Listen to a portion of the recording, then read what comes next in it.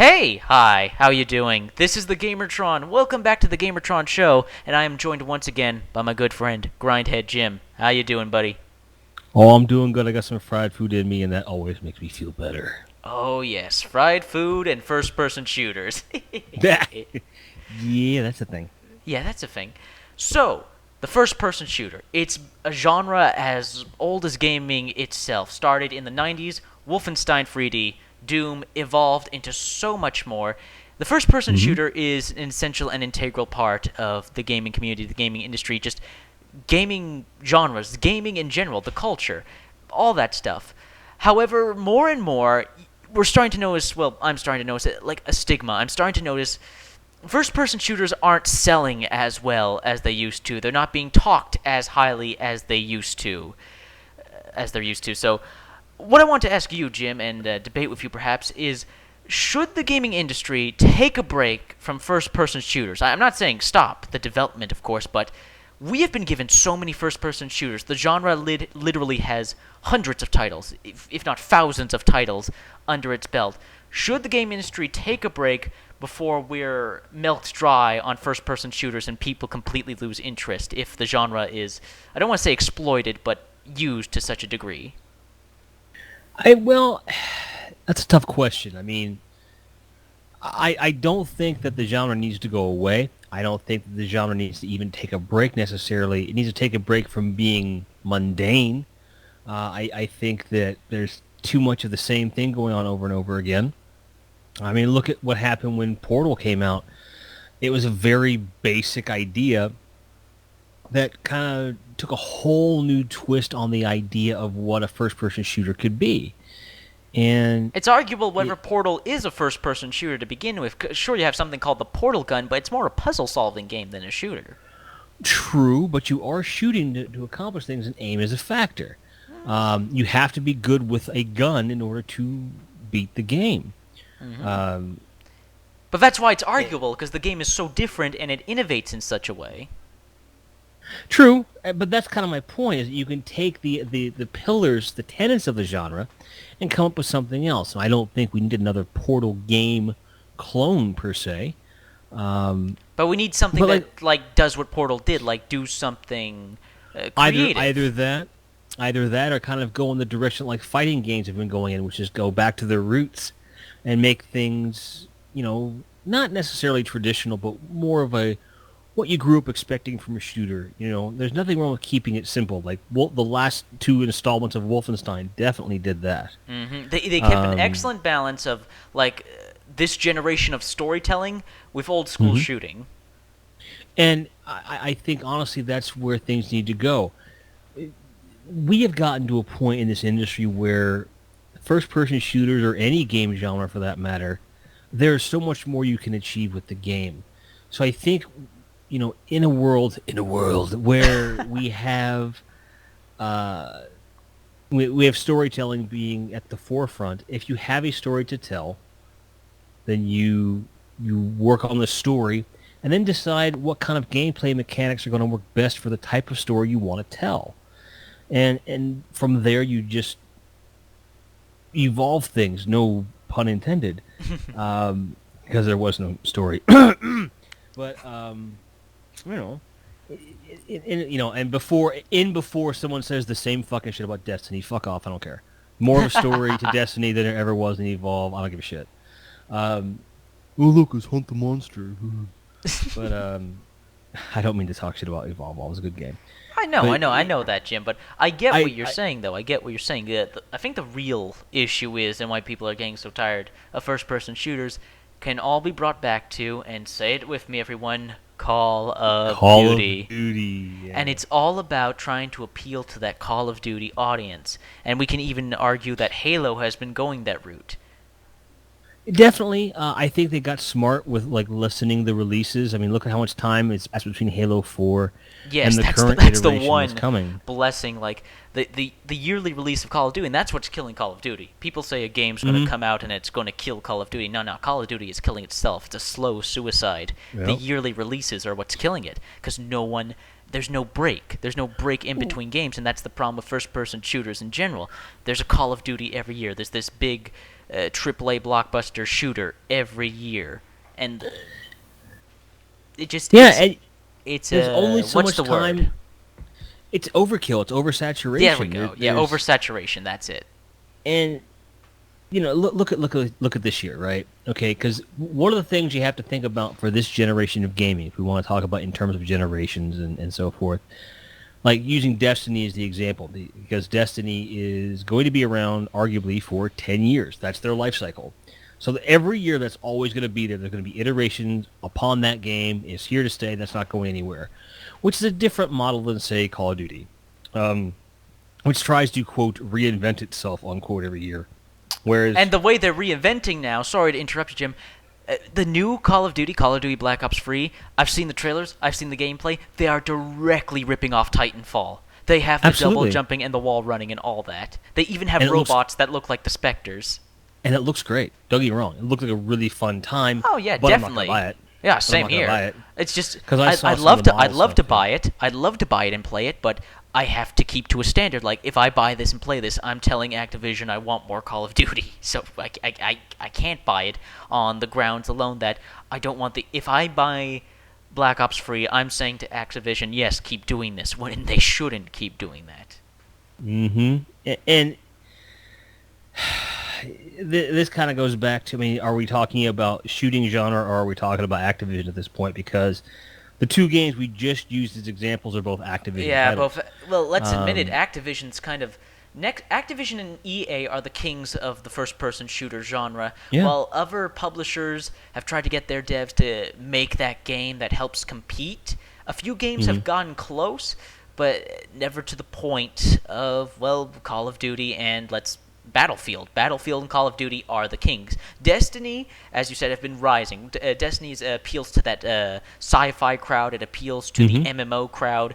So it gets a whole other audience that these other games aren't. So it's definitely making its way up there. Halo's still good. People still love Halo, but let's admit it, it's nowhere near as popular as it was with, say, Halo 3 and Reach.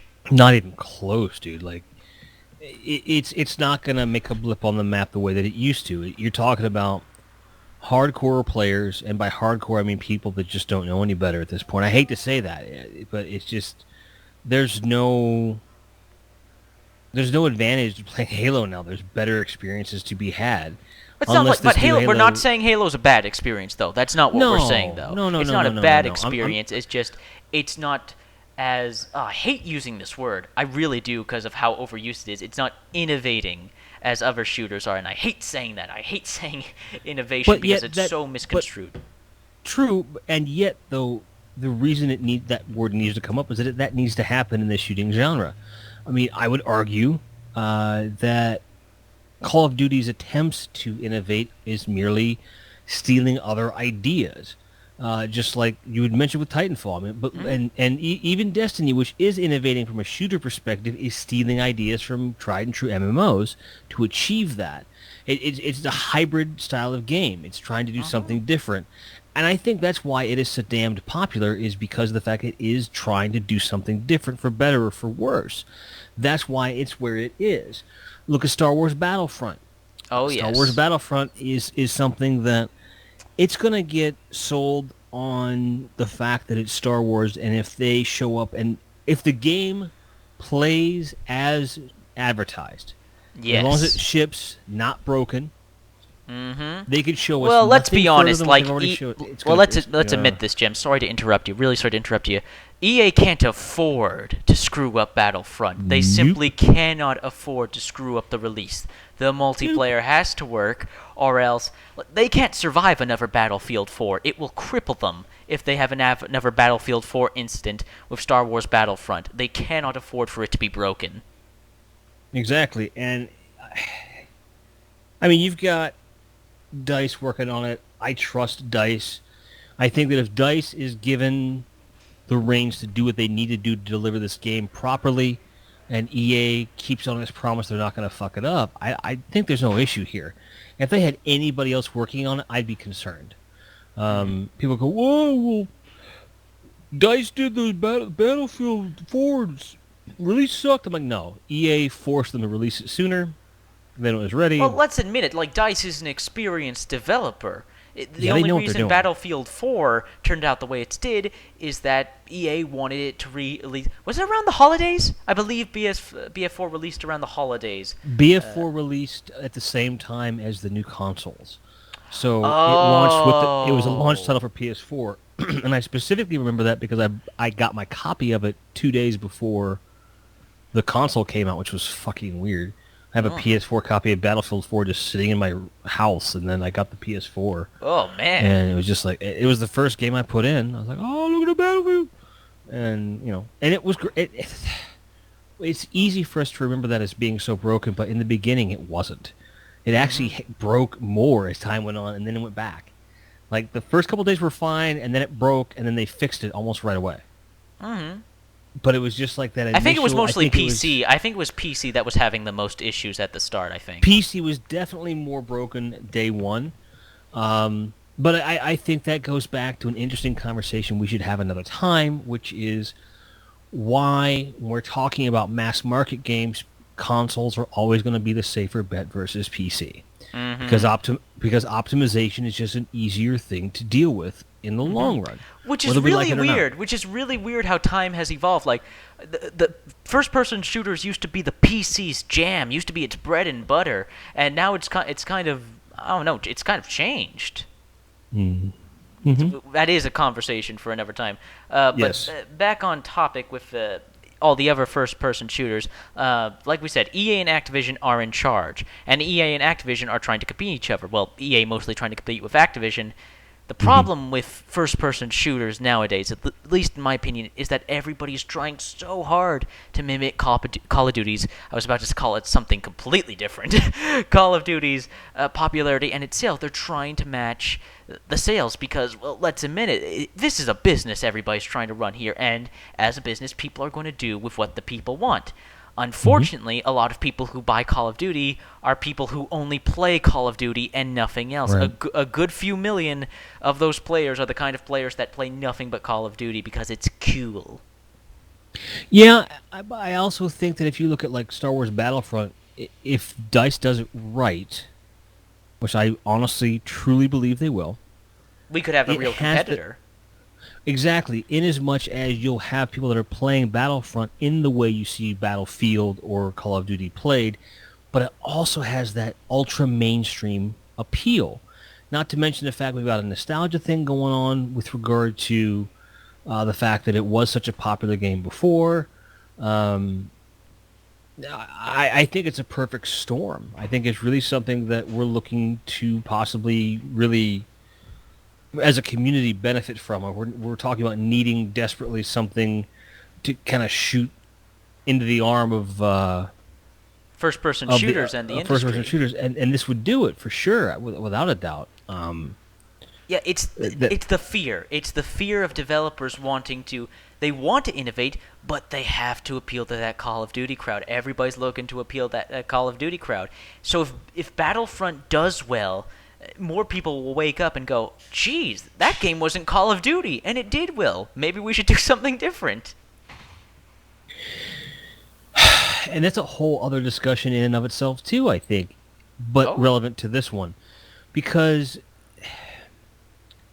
we worry about innovation, we worry about these things. I think one of the things that it needs innovating more than anything is the expectation that the industry has of itself. Games that are selling millions of titles are considered not successful enough. Oh yes, Square Enix. I just it's so very frustrating. In as much as you have games that sell well by pretty much any standard. Yeah, by just logical standards. I mean, sorry to bring this up. I know it's not a first-person shooter, but I still cannot believe that Square Enix called Tomb Raider, the first new reboot of Tomb Raider, a failure because it only sold 4 million copies. That's insane. It absolutely is, and it really was kind of where I was going with it. And it's still a shooter, though. I guess So third person. I guess. Yeah, I guess you could call it. It's still third-person shooter. So it's close enough. And the thing is that no matter what genre we're talking about, I think it's just insane to think about. the game market is so saturated now with all the different platforms that are out there, all the different types of games that are out there. It's no longer shooters, platformers, real-time strategy, JRPGs. You know what I mean? Yeah, especially There's when all the all genres are kinds of stuff. mixing. Exactly. So there's something out there for everybody. You and I both have done plenty of subject pieces about that. So when we mentioned that there's so many other opportunities out there, you can't expect everybody to buy all the same games. It's unrealistic, and it's not fair. And if the production costs are too much, then maybe you're better off taking a longer development cycle. Maybe you're spending too much because you're trying to churn them out too fucking fast. And especially now, like, there's no excuse anymore. Because now with the console market, for example, being on the same architecture as PC, things port, things optimize much easier across the board. There's no technical excuse for the way the business is running itself from a financial perspective. And that has to be taken into consideration when we talk about what the first-person shooter genre is doing for the industry. And so I think it's two sides. The consumer has to demand something fresh, whether by wallet or just by And not just vocal that. No, minority. they can't just demand. They have to put their money where their mouth is. Simple as that. So if And they buy that's Call where of I Duty think- again this year, if they say we want innovation, if you buy Call of Duty again this year after buying it for the last, I don't know, flippin' decade, you're not saying you want innovation. You're saying you want more of the same. I know it's wrong. It's wrong of me to think, and I'm sorry I keep bringing up Call of Duty. It's wrong of me to wish ill will upon the game and upon the studio. I don't wish them to be hurt, but I do wish Call of Duty wouldn't sell as well as it did. Like you said, the industry needs that shot in the arm, the kick in the balls to realize, oh shoot, let's do something different instead of trying to follow the leader. When we talk about like Call of Duty and it's been this 10-year-old thing, again, Star Wars Battlefront, it has that potential because you're going to see some market share go away from Call of Duty. They're continuing to go lower on sales. It really comes down to a lot of people buying Call of Duty, buy it because it's a safe bet for them. They're not looking for something terribly innovative. They're looking for something they know people are going to play.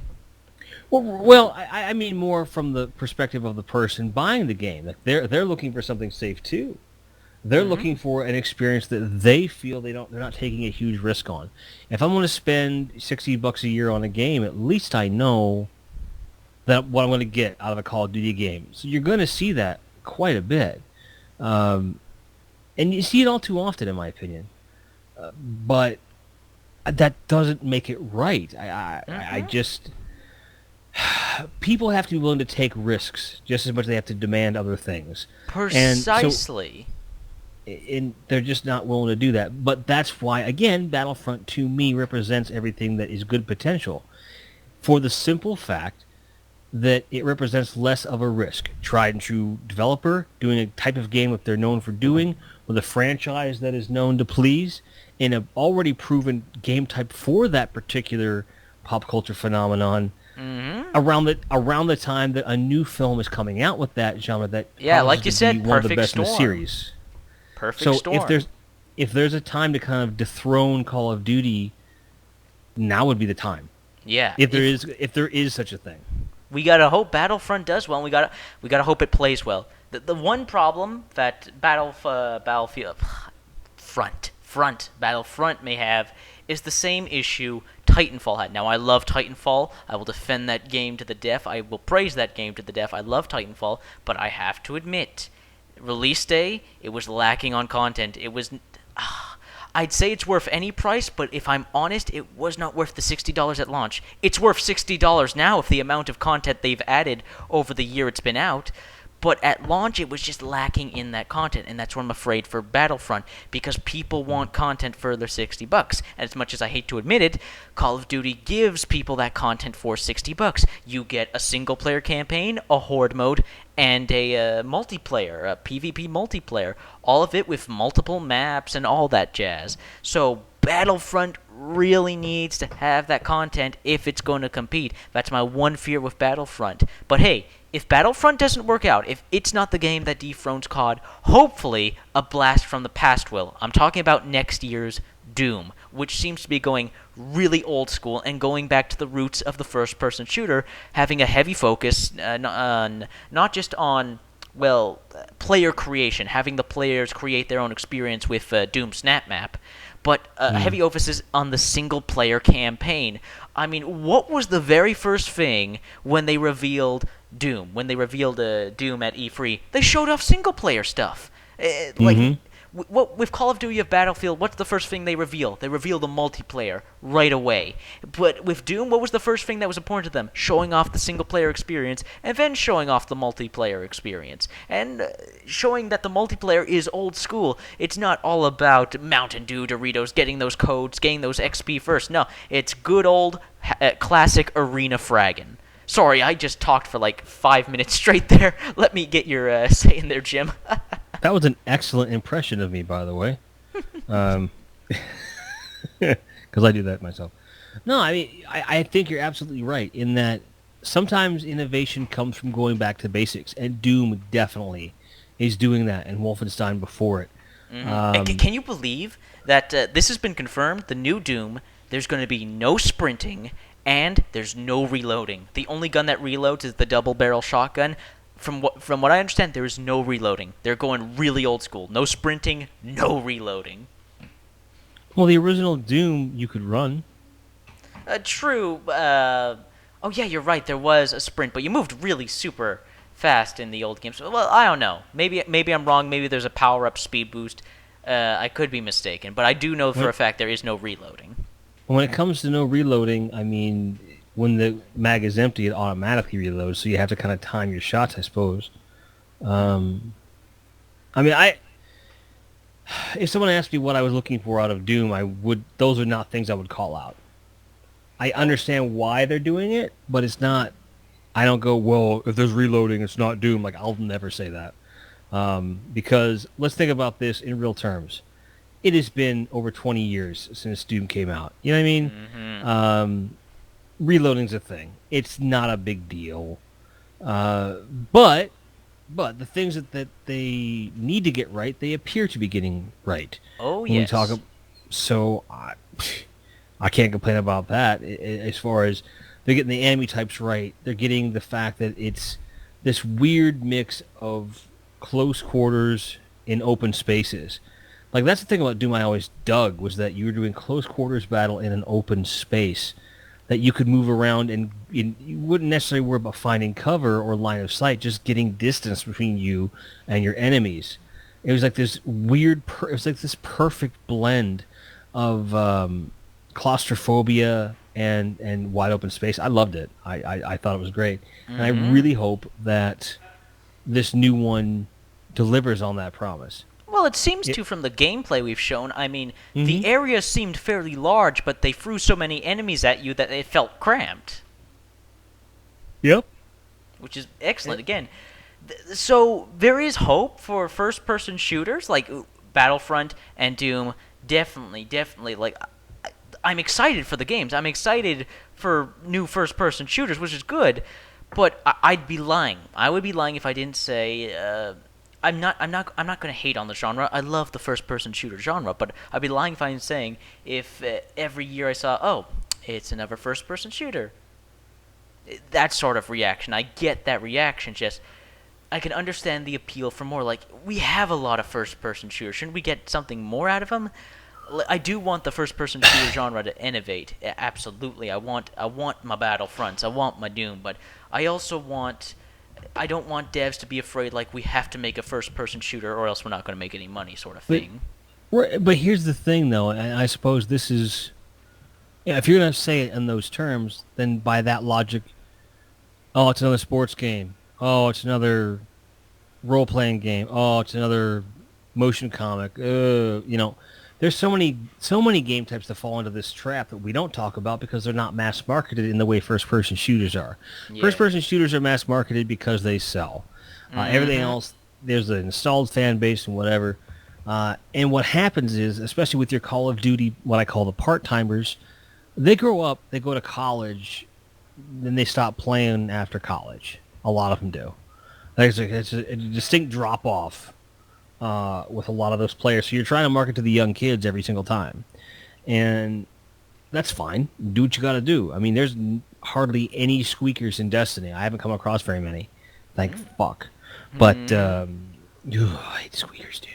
Oh man, I know off topic here, but I find it pretty irresponsible that parents let their kids get these M for mature games. Like, I'm not calling anyone a bad parent, but if your kid is like under 10 years old and you're having them playing a game full of swearing and blood and gore, I'm not saying you're a bad parent, but maybe, I don't know, monitor your kid while playing so that he doesn't pick up some bad habits. Right. I think it has more to do with the parent just not knowing what they're doing instead of the fact that they did it. Because I don't think there's very, very many parents out there that are buying a game with full understanding of what it is and they're saying, oh, that's fine. You don't see that too often. But I agree. It's just one of these things where there are probably too many kids and that sort of thing. And again, because that's a thing, because that happens, that's where the marketing comes in. And then you got that whole argument of, well, they're marketing to kids. Yeah, they are, but they're also marketing to the high schooler. They're marketing to the college kid. They're marketing to the young adult. They're trying to appeal to a wider audience. Yeah, and there's nothing wrong with that. I guess the question we're trying to ask / answer is, are there other games that could do the same thing? Yeah, but is it going to appeal to that same demographic? And again, gaming is different now. It isn't just dudes. It's females, too. There's a lot of females that love the shooters. I'll give you an example. I offered Malachi a pistol yesterday. She said, nope, I prefer melee weapons. And she just went around just ripping stuff apart. And that was her deal, which is great. But she was enthusiastic about it. And, Dying Light is a first-person game that does have shooting in it. But it's more a melee combat game. Absolutely, which is something that we hadn't really seen quite done that way. I mean, we've had a few before, like Xenoclash and Dead Island, but not to the amount of quality that is Dying Light. Right, and I think that that's the kind of thing we're talking about. It doesn't have to be a shooter, but it can fall into that genre without being, that tired version of the genre. So, maybe that's a reason, like, first-person survival games are catching on and they're getting really big. Would surprise me. Man. Well, we've been rattling on for almost 30 minutes. Thank you so much for coming on, Jim. There is no correct answer to solve this. All we can do is give our opinions on first-person shooters and how they're affecting the community and the industry. So thank you so much for coming on here and sharing your opinions with me, Jim. Of course. Anytime, man. We can only hope that with Battlefront, with Doom, with whatever the future holds for first-person shooters, let's hope the worst does not come to pass and we reach a dead zone, a dead era for shooters. Like, I don't want that to happen. So let's hope the best happens for shooters in the future. Anyways, guys, Absolutely. I hope you enjoyed the video.